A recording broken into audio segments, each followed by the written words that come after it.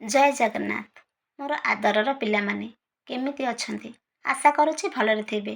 ସୁରଭି ପାଇଁ ଯେଉଁ ପ୍ରତିଯୋଗିତା ବକ୍ତୃତା ରଖାଯାଇଛି, ଉନ୍ନତ ଓଡ଼ିଶା ଗଠନରେ ଶିକ୍ଷା ଓ ସଂସ୍କୃତି, ମୁଁ ସେଥିପାଇଁ ଏକ ସୁନ୍ଦର ଭାଷଣ ଉପସ୍ଥାପନା କରୁଛି। ଭିଡ଼ିଓଟି ଭଲ ଲାଗିଲେ ଲାଇକ୍ ସେୟାର ନିଶ୍ଚୟ କରିବେ ଏବଂ ଆମ ଚ୍ୟାନେଲରେ ନୂଆ ଥିଲେ ସବସ୍କ୍ରାଇବ୍ ମଧ୍ୟ କରିଦେବେ।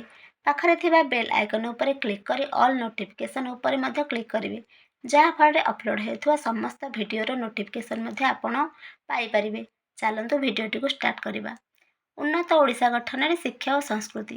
ସମ୍ମାନନୀୟ ସଭାପତି ମହୋଦୟ, ବରେଣ୍ୟ ମୁଖ୍ୟ ବକ୍ତା, ଉପସ୍ଥିତ ସମସ୍ତ ପୂଜ୍ୟ ଗୁରୁଜୀ ଓ ଗୁରୁମା ଏବଂ ମୋର ଛୋଟ ବଡ଼ ଭାଇ ଓ ଭଉଣୀମାନେ ଓ ମୋର ସହପାଠୀ ସହପାଠିନୀଗଣ, ଆଜିକାର ଏହି ଶିଶୁ ସୁରଭି କାର୍ଯ୍ୟକ୍ରମ ପାଇଁ ଥିବା ବକ୍ତୃତା ପ୍ରତିଯୋଗିତା ଉନ୍ନତ ଓଡ଼ିଶା ଗଠନରେ ଶିକ୍ଷା ଓ ସଂସ୍କୃତି ବିଷୟରେ ମୋତେ କିଛି କହିବାର ସୁଯୋଗ ମିଳିଥିବାରୁ ମୁଁ ନିଜକୁ ଧନ୍ୟ ମନେ କରୁଅଛି।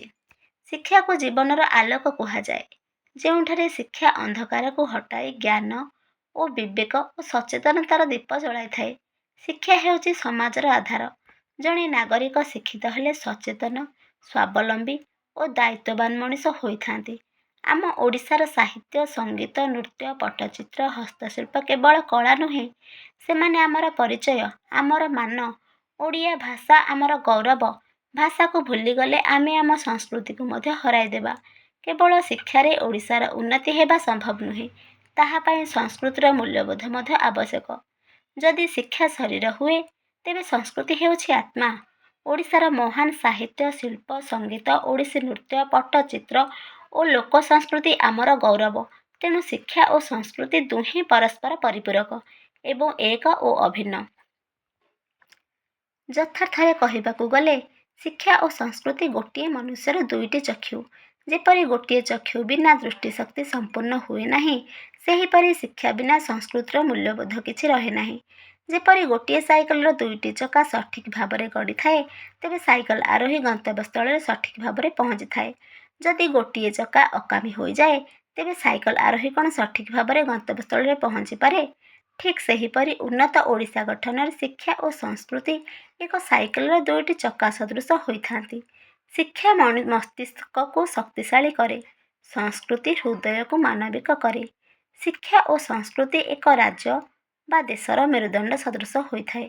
ଏହା ପରମାଣୁ ବୋମା ମଧ୍ୟ ଅଧିକ ଶକ୍ତିଶାଳୀ ରୂପେ କାର୍ଯ୍ୟ କରିଥାଏ।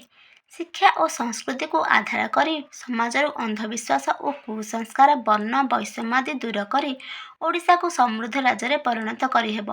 କେବଳ ପାଠ୍ୟପୁସ୍ତକର ଜ୍ଞାନ ଓଡ଼ିଶାକୁ ସମୃଦ୍ଧ ରାଜ୍ୟରେ କେବଳ ପାଠ୍ୟପୁସ୍ତକର ଜ୍ଞାନ ନୁହେଁ, ବିଭିନ୍ନ ପ୍ରଯୁକ୍ତି ବିଜ୍ଞାନ, ଦକ୍ଷତାମୂଳକ ଶିକ୍ଷା, ଧନ୍ଦାମୂଳକ ଶିକ୍ଷା ଯୁବ ସମାଜକୁ ପ୍ରଦାନ କରି ଆତ୍ମନିର୍ଭରଶୀଳ ହେବା ପାଇଁ ପ୍ରେରଣା ଦେବା ସହିତ ଓଡ଼ିଶାର କଳା ପ୍ରାଚୁର୍ଯ୍ୟର ବିକାଶ କ୍ଷେତ୍ରରେ ମଧ୍ୟ ଭୂମିକା ରହିବା ଆବଶ୍ୟକ। ଓଡ଼ିଆ ଭାଷା ଆମର ପରିଚୟ। ଭାଷା ହରାଇଲେ ସଂସ୍କୃତି ହରାଯାଇଥାଏ। ପୁରୀର ରଥଯାତ୍ରା, କୋଣାର୍କର ସୂର୍ଯ୍ୟମନ୍ଦିର, ଲୋକ ପାର୍ବଣ ସମାଜକୁ ଏକତାର ସନ୍ଦେଶ ଦେଇଥାଏ। ଓଡ଼ିଶୀ ନୃତ୍ୟ, ପଟ୍ଟଚିତ୍ର, ଚାଉ, ଗୋଟିପୁଅ ନୃତ୍ୟ ଏସବୁ ଆମ ଓଡ଼ିଶାର ସ୍ୱତନ୍ତ୍ର ପରିଚୟ ଏବଂ ଓଡ଼ିଶାର ପରମ୍ପରାର ଏକ ସ୍ୱତନ୍ତ୍ର ଉଦାହରଣ ସୃଷ୍ଟି କରିଥାଏ। ଶିକ୍ଷା ବିନା ସଂସ୍କୃତି ଶୂନ୍ୟ, ସଂସ୍କୃତି ବିନା ହୃଦୟହୀନ। ଶିକ୍ଷା ଆମକୁ ଜ୍ଞାନୀ, ବୈଜ୍ଞାନିକ, ପ୍ରଯୁକ୍ତି ପରିଚିତ କରେ ଏବଂ ସଂସ୍କୃତି ଆମକୁ ସଂସ୍କାରୀ, ସଚେତନ, ସାଧୁଚିତ କରେ। ସାମାଜିକ ମୂଲ୍ୟ, ସହିଷ୍ଣୁତା, ସହଯୋଗ, ମାନବିକତା, ଭାଇଚାରା ଏଗୁଡ଼ିକ ଆମ ହୃଦୟରେ ଗଢ଼ିଥାଏ। ଆମର ଶିକ୍ଷା ଓ ସଂସ୍କୃତି କାହିଁ କେଉଁ ଆବାହନ କାଳରୁ ମହାନ ଅଟେ। ଓଡ଼ିଶାର ସ୍ଥାପତ୍ୟ, ଭାସ୍କର୍ଯ୍ୟ ଓ କାରୁକାର୍ଯ୍ୟ ଆମ ସଂସ୍କୃତିକ ମହାନ ନିଦର୍ଶନ।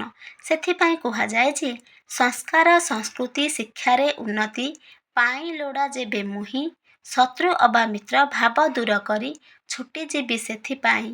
ଫେରେଇ ଆଣିବା ଓଡ଼ିଶାର ସେହି ପୂର୍ବ ଶିକ୍ଷା ସଂସ୍କୃତିକୁ, ଆଧୁନିକତାରେ ସମୃଦ୍ଧ କରିବା ଆମର ଏ ପୁଣ୍ୟଭୂମିକୁ। ମୁଁ ଏତିକି କହି ଆଜିର ଏହି ବକ୍ତୃତାକୁ ସମାପ୍ତ କରୁଛି। ବନ୍ଦେ ଉତ୍କଳ ଜନନୀ।